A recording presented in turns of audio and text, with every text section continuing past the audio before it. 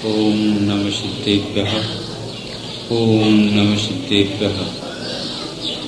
मंगलम भगवान वीरो मंगलम गौतमो हरि मंगलम कुंद कुंदारो जैन धर्मोस्तु मंगलम।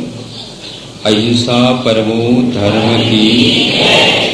आचार्य गुरुवर श्री कुंद कुंद भगवान की। आचार्य गुरुवर श्री ज्ञान सागर मुनि महाराज की।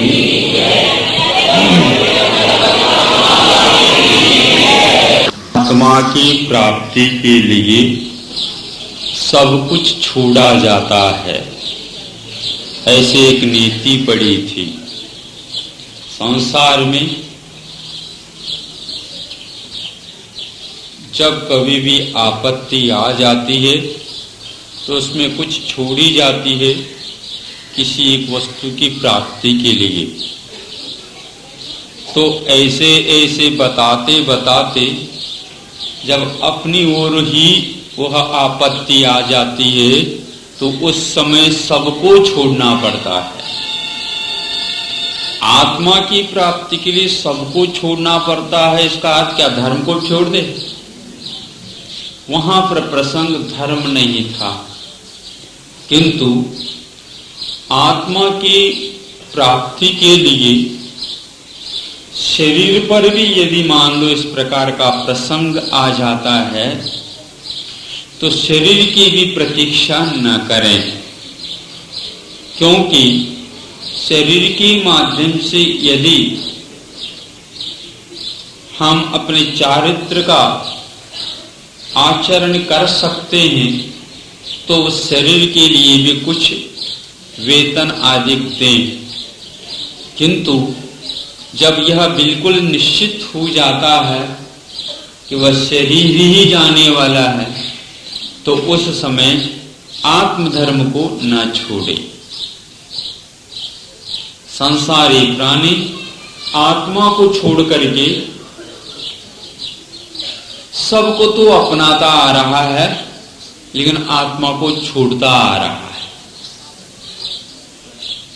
जब हम आत्मा के सुख की बात करते हैं तो आत्मा यदि गौण हो जाए तो सुख का अनुभव कौन करेगा।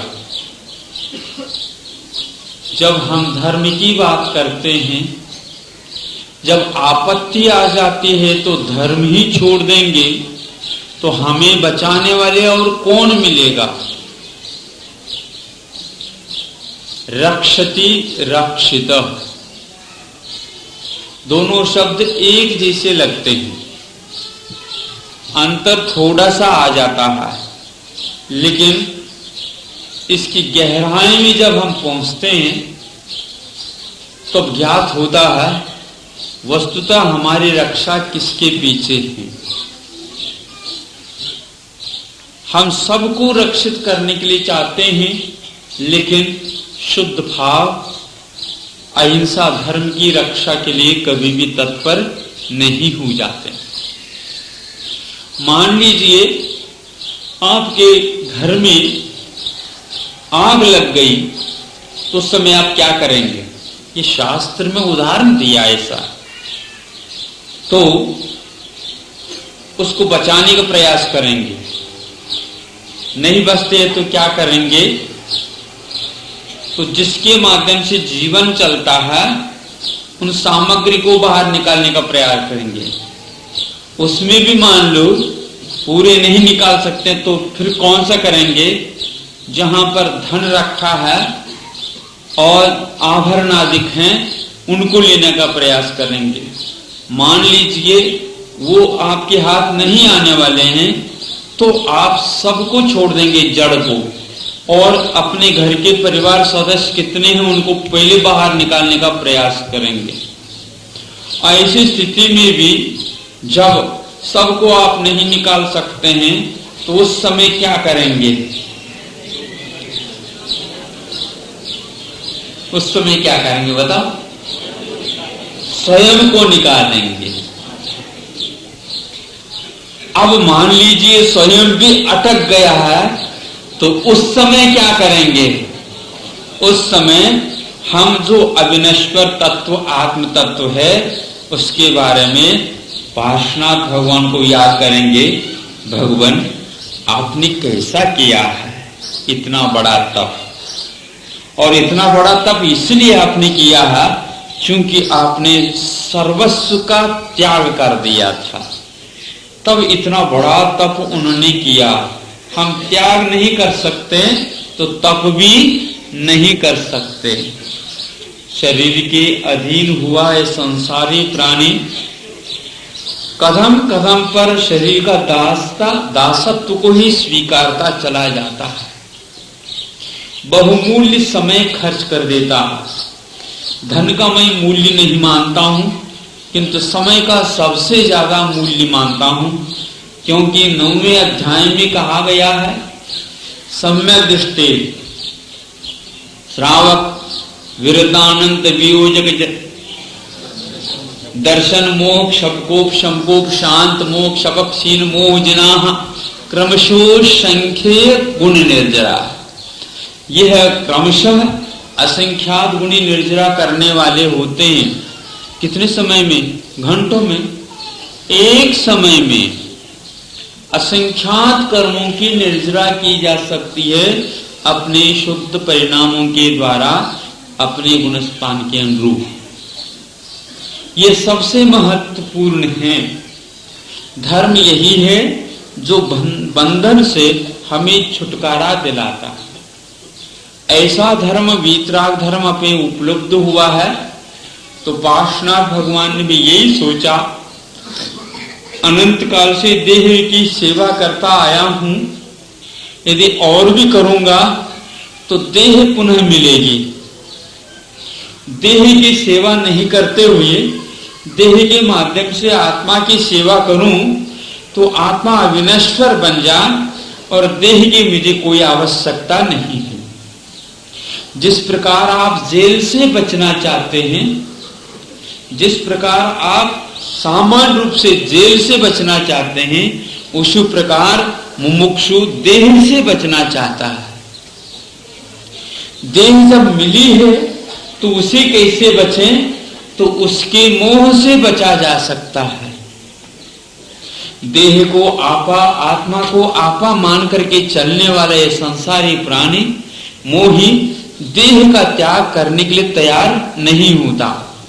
धन का तो त्याग कर सकता है और सब कुछ त्याग कर सकता है, लेकिन वह देह का त्याग करने के लिए तैयार नहीं होता। यदि मान लो कि गरीब से गरीब भी व्यक्ति है और उसको यह कह दिया जाए तुम्हें करोड़ रुपए की राशि दी जाती है, अपने प्राणों को छोड़ दो, वह कहता है ये बहुत अच्छे आपने उदारता के साथ मेरे हित के बारे में सोचा, लेकिन मैंने ये नहीं सोचा था, लेकिन आप इतने अविवेकपूर्ण कार्य करने जा रहे हैं। कैसी बात कह रहे हो अविवेकपूर्ण? आपके लिए मैं करोड़ रुपए राशि घोषित कर रहा हूं और अविवेकपूर्ण कैसे? भाई साहब थोड़ी तो सोचो, मेरे लिए आप करोड़ रुपए की राशि घोषित कर रहे हैं, लेकिन मेरे प्राणों के विसर्जन के लिए भी कह रहे हैं आप। जब प्राणी नहीं रहेंगे, देह ही नहीं रहेगी, तो ये करोड़ रुपए राशि किसके लिए है? बात तो बिल्कुल ठीक है। यदि अकलंक जैसे निकलंक जैसे होते वो तैयार हो जाते। देह को तो हम छोड़ने के लिए तैयार है, आत्मधर्म को छोड़ने के लिए हम तैयार नहीं। जिसके माध्यम से हम अनादिकाल से चल रहे हैं और आगे हमारी उन्नति होने वाली है, उस धर्म को कभी भी हम छोड़ नहीं सकते। शरीर मिला और मिलता रहेगा और शरीर की हमें कोई चिंता नहीं है, क्योंकि भगवान जो होते हैं वे शरीरातीत हुआ करते हैं और शरीर के ऊपर जब आपत्ति आती है उसी समय त्याग धर्म की विशेषता समझ में आने लग जाती है। धन का त्याग नहीं, किंतु धर्म के लिए जो राग का त्याग माना जाता है वह धन के साथ भी होता है, शरीर के साथ भी होता है, मकान के साथ भी होता है और भी बहुत प्रकार की चीजों के साथ हुआ करता। उसके प्रति राग त्याग करके धर्म की रक्षा के लिए जो व्यक्ति आगे हो जाता है वो वस्तुतः धर्म की सेवा करने के लिए तत्पर है। अहिंसा धर्म के उपासक, आत्मधर्म के उपासक मुमुक्षु माना जाता है। वह जड़ द्रव्य की उपासना उसे इष्ट नहीं लगती। भले ही इस उपासना के क्षेत्र में उस धन के यदि उपयोग होते हैं तो उसको भी वह उस धर्म की रक्षा के लिए लगा करके अपने आप को प्रसन्नता का अनुभव करता रहता है कि कम से कम इस निमित्त से मैं धर्म की ओर एक कदम बढ़ाने के लिए तत्पर तब हुआ जबकि कुछ धन का मोह छोड़ दिया, तभी तो इतने कदम उठाए जा सकते हैं। जिन्होंने दीक्षा अंगीकार कर ली, जिन्होंने सर्वस्व का ही त्याग किया, उस त्याग का कितना महत्व है। कुछ रख करके कुछ त्याग करते ही वो दान में आ जाता है, और जो संसार के कारण मान करके उसका त्याग करते हैं, उस त्याग धर्म की बात आज यहाँ पर की जा रही है, जिसको उत्तम त्याग बोलते हैं। उत्तम त्याग का अर्थ क्या होता है? जो अच्छी उत्तम चीज रहती है उसका त्याग किया जाए। उत्तम चीज क्या होती है? धन है, दौलत है, वो है, ये है, वो और ये है, क्या बताओ उसमें क्या है? वो और ये क्या है उसमें बताओ? नहीं, दुनिया के बहुत सारी चीज आ जाते हैं, ये है, वो है, तो उसमें क्या है बताओ? उसमें और कुछ नहीं, बहुत बहुमूल्य वस्तु होती है। नहीं, जिन्होंने सर्वस्व, जिसको बोलना चाहिए, त्याग कर दिया धर्म के लिए, उसको त्याग धर्म बोलते हैं। और उसी के पीछे उत्तम ये शब्द जुड़ जाता है। उत्तम शब्द इसलिए जुड़ जाता है, वह कर्म की निर्जरा के लिए, वह राग के क्षय के लिए, मोह को समाप्त करने के लिए आगे बढ़ता हुआ कदम है। धन्य है वे जिन्होंने इस रहस्य को समझ लिया और समझ करके आत्मा के ऊपर जो धूल बैठी है, आत्मा के ऊपर जो कीचड़ का लेप हुआ है, उसको दूर करने के लिए प्रयास करते हैं। कुछ ऐसी धूल हुआ करती है, फूंकने से भी वह उड़ जाती है। कुछ धूल ऐसे होते हैं, जब वह हम पानी से धो लेते हैं तो निकल जाती है। कुछ धूल ऐसे होते हैं, उसके लिए विशेष रूप से रसायन का प्रयोग किया जाता है। किंतु कोई ऐसे भी धूल होती है, कोई भी प्रयास करो वो उठती नहीं। उसके लिए जो कुछ भी मिला है वो सबका त्याग हो जाता है अनिवार्य, तब उसके लिए वह तैयार हो जाता है कि हाँ, अब हम उठ सकते हैं। प्रत्येक व्यक्ति को, चाहे वह लखपति हो, चाहे हजारपति हो, चाहे करोड़पति हो, चाहे अरबपति हो, चाहे और खरबपति हो, चाहे वो चक्रवर्ती हो, उसके लिए कहा जाता है तुम्हें सब छोड़ना पड़ेगा। अब चक्रवर्ती कहता है मैं 6 खंड को छोड़ रहा हूं, 9 निधियां छोड़ रहा हूं। बात ऐसी है, ये कर्म के उद्देश्य से मिला है। ये कोई हजारपति है और वह 1000 रुपए कमा करके अपना जीवन चला रहा, वह भी 1000 रुपए त्याग करता है। अरे तुम्हारे क्या 1000 का त्याग, हमारे तो करोड़ क्या, अरब क्या, खरब क्या, 9 निधियां समाप्त कर रहा हूं मैं। लेकिन मैं भी उतना ही कर रहा हूं। कैसी कर रहे हो? 5 अंक के बराबर भी नहीं है, नहीं है। जो कुछ भी पाया था संग, उस सबको तो हमने छोड़ दिया, इसलिए 5 अंक क्या हूं, सबसे बड़ा किया। और यही मान लो करोड़पति अरबपति होकर के करोड़ों भी रुपए खर्च कर देते हैं, तो भी वो सर्वस्व त्याग नहीं माना जा सकता। सर्वस्व त्याग तो जैसे निष्कलंक ने किया, अकलंक ने किया, कुछ भी रहा नहीं। रहा क्या? आत्म तत्व है, धर्म है, वही हमारे साथ जाने वाले हैं। बाकी ये बीच में मिलन होता है और छूट जाता है। धर्म कब एक बार मिल जाता है तो वह छूट नहीं सकता। ऐसा परम धर्म दुर्लभ हमें प्राप्त हुआ, उसको और उन्नत और सुरक्षित करने के लिए हमें कुछ भी छोड़ना पड़े, हम आगे पीछे नहीं देखेंगे। पूछना पड़ता है, इतना दान करते हैं तो भैयाओं को पूछो, माता पिताओं को पूछो, घर वालों को पूछो, पत्नी को पूछो, प्रत्येक सदस्य मेंबर ऑफ फैमिली अनिवार्य होता है। उसके बिना भैया वो दान तो बाहर आ नहीं सकता। लेकिन जिसको पूरा ही छोड़ना है, वह पूछने के लिए भले औपचारिक चले जा और वह मना कर दें, तो आपको क्या चाहिए? दुनिया में बहुत कम लोग नहीं, धन दौलत इत्यादि जो है ना, आप ले जा नहीं सकते। ठीक है, आप अपने पास रख लो। और वह उठ करके चला जाता। उसके पीछे कौन कौन गए बता मुझे। थोड़े धीरे से बोल रहा हूं क्या, जोर से बोलूं? जिस किसी ने पूरा त्याग कर दिया, उसके पीछे मां गई,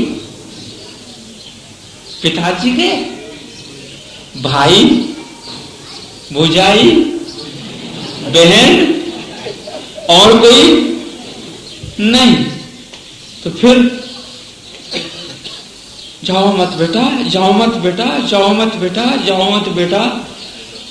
तो कुछ औपचारिकता कर देंगे, फिर बाद में वहीं के में रह जाएंगे। अब भैया वो मानते हैं इन्हें, हमने बहुत मनाया लेकिन वो आने के लिए तैयार नहीं। हम क्या करें, हमें तो घर नहीं छूट सकता, हमें अभी और लोगों का कल्याण भी करना है, इसलिए अब हम रहते हैं। वो चला गया, कोई बात। इसके पीछे इतना बड़ा रहस्य है। दुनिया कहती है परिवार परिवार परिवार परिवार परिवार है, वो कभी भी इन्वॉल्व नहीं हो सकता, अपने स्वार्थ के लिए ही रहता है, वो बिल्कुल दूर रहता है। कोई भी व्यक्ति इंद्रियों के विषयों को छोड़ने के लिए तैयार नहीं होता। एक दो दिन भले ही रोज हो ले, लेकिन तीसरे दिन वही पूर्वत आचरण, चर्या और सब कुछ निर्विकल्प दशा। 2-3 दिन ज्यादा 15 दिन लग जाए तो एक पखवाड़ा निकल गया, बस पाक्षिक पत्रिका में आ जाती है, खत्म। और वो पत्रिका में आ जाते हैं फलाने व्यक्ति इस प्रकार से घर छोड़ करके गए, हम उनके लिए श्रद्धांजलि, और इससे क्या करें। लेकिन वह अंजलि ही, बस ये श्रद्धा की एक बार अंजलि छोड़ दी, बस इतने, पूरा का पूरा रखा रहेगा, वो नहीं छोड़ा जाएगा। ये श्रद्धांजलि, बस एक अंजलि छोड़ करके काम हो गया। ये श्रद्धा की अंजलि है, भीतरी श्रद्धा है क्या? ऐसे होती तो पूरी उन्हीं के साथ लग जाते हैं। महाराज कौन किसका साथ देता है? ऐसा है, धर्म सबका साथ देता है, लेकिन उसके साथ कोई नहीं देता। इसलिए रक्षति रक्षित है। जिसने धर्म की रक्षा की, धर्म के लिए सर्वस्व त्याग कर दिया, वो कहीं भी चले जाए उसकी रक्षा वह करता रहता है। उसका ज्ञान, उसका तप, उसका चारित्र, जो कुछ भी वह निखार का अनुभव करता है उस त्याग के साथ ही। यदि अटैचमेंट, राग, संबंध दूसरे पदार्थ के साथ लगा, समझ लो वह किसी भी प्रकार से धर्म का समार्जन नहीं कर सकता। त्याग के साथ धर्म लगा हुआ है। बाकी जितने भी टाइटल है, उपाधियां हैं, वह तो उसी के अनुकरण करती है। त्याग नहीं है तो कोई धर्म नहीं। कल से सुबह आज कहा था कि तिर्यंच जीवन के आदि से लेकर के अंत तक वैसे नीच गोत्र के साथ रहता है।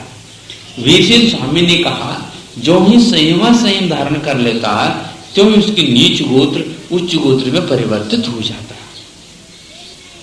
एक बात इसमें रखनी है, वह यह है कि चूंकि त्याग के दिन है, कि सम्यक दर्शन भी धर्म का अंग माना गया, सम्यक ज्ञान भी धर्म का अंग माना गया, और सम्यक चारित्र भी।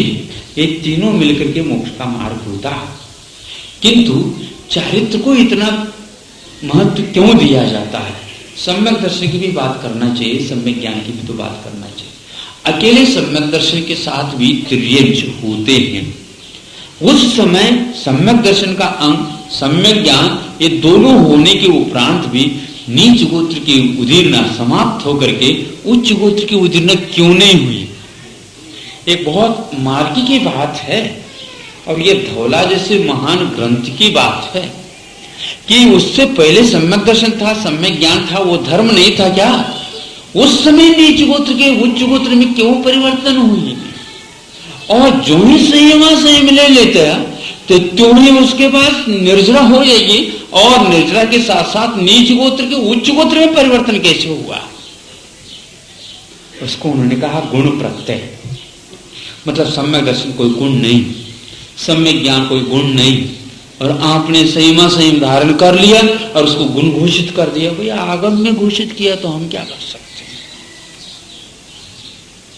इससे स्पष्ट होता है कि सम्यक दर्शन सम्यक ज्ञान होते हैं और सम्यक चारित्र होता नहीं है, ग्रहण किया जाता है। और क्या कैसे ग्रहण किया जाता है? एक को छोड़ा जाता है तो दूसरे को ग्रहण कर लिया जाता है, त्याग कर लिया जाता है। क्या त्याग कर लिया जाता है? राग द्वेष अथवा कषाय का त्याग किया जाता है। जिसके प्रति राग था उसका त्याग होने से भीतर का राग समाप्त हो जाता है, तो वहां पर उत्तम त्याग आ जाता है। सम्यक दर्शन की प्राप्ति के लिए भी अनंतानंद जी का त्याग किया था महाराज, मिथ्यात्व का त्याग किया, सम्यक ज्ञान प्राप्त हो गया, और फिर भी उसको हम गुण नहीं कहे और निर्जित ने अपने नीच गोत्र की उदीर्णा रोक करके उच्च गोत्र में नहीं आए। तो आचार्य कहते हैं दृष्टि में कोई चारित्र का आयाम विशेष रूप से नहीं हुआ करता। दृष्टि बदल गई, मुख चारित्र की ओर हो गया भले ही, किंतु अभी उसको पहाड़ जैसा लग रहा है, अभी उसको पहाड़ जैसा लग रहा है, इसलिए वह व्यक्ति त्याग के लिए अभी उद्यम नहीं कर पा रहा। और जिसने सम्यक दर्शन सम्यक ज्ञान के उपरांत उद्यम कर लिया कि नहीं अपने को त्याग करना, उन्होंने क्या त्याग किया? अभिसंविदात वृत्ति, क्या बोलते? हाँ, चारित्र बोलते हैं। हाँ, विषयाद योग्यात व्रतम व्रति ने अभिसंधिकृता व्रति, जो अभिप्राय पूर्वक संकल्प पूर्वक त्यागने योग्य पदार्थ को त्यागता है, उसी का नाम व्रत है। एक त्यक्त होता है, एक चावित होता है, एक च्युत होता है। इन तीनों में अंतर है। चावित दूसरे के द्वारा वह दूर किया जाता है, च्युत समय पर अपने आप च्युत हो जाता, त्यक्त वह बुद्धि पूर्वक अभिसंधिकृता वृत्ति, अभिप्राय पूर्वक संकल्प पूर्वक जो छोड़ देता है, उसके प्रति उसका बुद्धि पूर्वक राग का अभाव हो जाता है। और बुद्धि पूर्वक जैसे किसी पदार्थ के साथ अपने राग रखा था, राग किया था, उसको उसने ही राग पूर्वक छोड़ने का भी अभिप्राय होना चाहिए। जिस वस्तु को आप राग पूर्वक ग्रहण करते हैं, उसको उतने ही प्रयास के साथ बुद्धि पूर्वक छोड़ना होता। और यह छोड़ना कोई 100 रुपए का त्याग कर दे, 1000 रुपए का त्याग कर दे, करोड़ रुपए का, जिसकी जितनी है वो पूरा का पूरा छोड़ने का नाम त्याग है, और कुछ छोड़ने का नाम दान है। एक देश छोड़ने का नाम देशव्रत है। आज त्याग का काम है, आपको त्याग करना है। क्या त्याग करना? जो है उसका त्याग करना, जो नहीं है उसका त्याग नहीं करना, जो है उसमें त्याग करना। एक बार की बात है, महाराज जी भी थे उस समय। एक व्यक्ति खड़े हो गए, महाराज आज मैं संकल्प लेता हूं कि मैं इतनी सीमा के बाहर कोई वस्तु नहीं रखूंगा। बहुत अच्छी बताई, बहुत अच्छी सीमा बना दी इन्होंने, क्योंकि इसके आगे नहीं बढ़ना, देशव्रत हो गया तो संख्या भी तो बताओ कम से कम। तो उसने बताया 5 करोड़ महाराज। 5 लाख की स्थिति नहीं थी, 5 लाख की स्थिति नहीं थी और 5 करोड़ की बात कर दी। महाराज कम से कम हमने उस सीमा को तो मान ली। सोचने की बात है, कितने वर्ष से व्यापार कर रहे हो? 50 वर्ष हो गए महाराज। 50 वर्ष में अभी लखपति नहीं बन पाए, 5 करोड़ की बात करते हो? देखो महाराज, ऐसा है कि कोई पुरुषस्य भाग्यो देवो न जानाति, मैं मनुष्य हूं, मनुष्य में भी पुरुष हूं भगवान, और कभी भाग्य हो गया तो अगर लॉटरी खुल गई तो मान लीजिए 5 अरब की संपदा आ गई तो फिर भी कम है। बात तो बिल्कुल ठीक है महाराज कहने लगे, लेकिन सही सही बताओ, यह संकल्प बुद्धिपूर्वक है? महाराज बुद्धि तो है ही, लेकिन डामाडोल करके किए है क्या? इतना होना तो है ही नहीं, लेकिन फिर भी कर लो। इसका नाम त्याग नहीं कहते, बल्कि 5 करोड़ की मांग है ये। नहीं समझे? ये 5 करोड़ की मांग है। तो महाराज ऐसे है कि त्याग के माध्यम से मांग की पूर्ति होती है। त्याग के माध्यम से मांग की पूर्ति होती है, रास्ता तो है भी, लेकिन इसको हम त्याग नहीं कहेंगे। एक सीमा तो बॉर्डर्ड तो है, जीवन सीमित हो जाना यह भी एक अच्छा माना जाता है, लेकिन विषयों की ओर कितना अपना आकर्षण है ये इससे फलित हो जाता है। जबकि इंद्र भी वर्षों तक सेवन किया, अपने सागरोपम आयु व्यतीत कर दी, फिर भी जब तृप्ति नहीं हुई और वे धर्म की बातें करते हैं तो उन्हें ऐसा लगता है कि आज कुछ हमने किया। भगवान के दर्शन करते समय वक्षा शक्र सहस्राक्षु, हे भगवान आपका रूप देखते देखते 2 आंखों के द्वारा तृप्ति नहीं हो पा रही है, 1000 आंखें बना लेता है, फिर भी वह तृप्ति को प्राप्त नहीं होता। धर्म को अंगीकार करते हुए भी तृप्ति का अनुभव नहीं होना चाहिए, अतृप्त ही रहना चाहिए। त्याग करते हुए भी और त्याग करूं ये भावना रखनी चाहिए। हाँ महाराज, हम त्याग तो बाद में करेंगे, कुछ मिल जाए, मिलने की उपरांत नहीं, जो है उसमें से त्याग करने का प्रारंभ करना चाहिए। जितना है उसमें से त्याग प्रारंभ करो। अभिसंधि कृता व्रते विषयात योग्यात व्रतम व्रते, मिले फिर बाद में त्याग करें, ये राग पहला हुआ, फिर बाद में उसमें से थोड़ा सा त्याग होता है।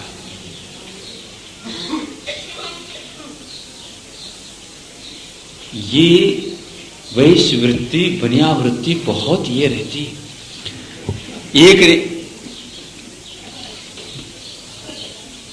एक शीशी लेकर के गए, उसको आधा किलो या 1 किलो तेल लेना था। समझ में आ गई पहले से? नहीं समझ? खाली शीशी लेकर के, और शीशी बहुत बड़ी थी, उसमें 8-10 किलो आ सकते, इतनी बड़ी बड़ी, और वह लेकर के गया। उसमें नाप से 4-5 किलो जो कुछ भी आना था उतना खरीद लिया। फिर बाद में कितनी कीमत बताओ, तो इतनी है, 50 या 60 जो कुछ भी बता दे। इतनी महंगी हमें नहीं चाहिए, डाल दो तेल, ले लो।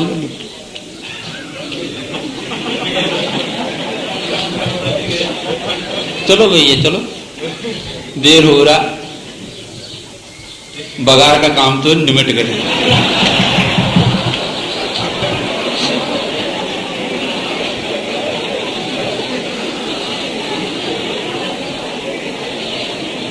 एक तो पर्याप्त है। ऐसा भी होता है, कुशलता है ये। राग इतना है क्या कहें, एक दाम के लिए भी हम आगे पीछे देखते रहते हैं। इतना पूरा का पूरा जो सर्वस्व मिला उसका त्याग कैसे हम कर सकेंगे, ये कुछ समझ में नहीं आया। और पार्श्वनाथ भगवान ने, महावीर भगवान ने और नेमिनाथ भगवान ने, इन्होंने ऐसे किए कुछ भोगा ही नहीं, बाल ब्रह्मचारी रहे, युवराज राज्य पे पद ही नहीं अंगीकार किया और मिल रही है संपदा पूरी पूरी। आपके बिना हमारे लिए कोई भी रक्षा करने वाला नहीं और आपकी सेवा में ये पूरी जनता है। नहीं, एक भी नहीं बात मानी सुनी नहीं और तीनों निकल पड़े। क्या त्याग है। और हम आगे पीछे देखते हैं, त्याग करने के उपरांत कितना त्याग किया, कितना क्या किया, ये लिखा हुआ नहीं कि देख लो भैया मंदिर में तो कोई बोर्ड ही नहीं लगाया है। किसका बोर्ड?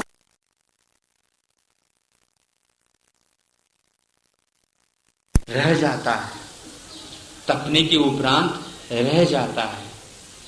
जब आप नवनीत तपा देते हैं तो घी बन जाता है। घी बन जाता है तो घी को निकाल लेते हैं और उसमें कौन सा रह जाता है? वो मरी हुई रहती है, लेकिन फिर भी वो जिंदी जैसी लगती है, हैं? फिर भी वो जिंदी जैसी लगती है। उसको भी खरोच करके खाने की आदत नहीं छूटती। इधर तो घी रख दिया और उसी ओर दृष्टि चली जाती है। मरी है वो, फिर भी मरी नहीं, उस ओर दृष्टि जा, उसको क्यों छोड़े जाए। हाँ, आत्मा जब तप गई, भीतर जो कुछ भी था मल विकार, वो सारा का सारा दूर होना चाहिए, तभी उस तपस्या का फल है, नहीं तो वह तप नहीं माना जाता।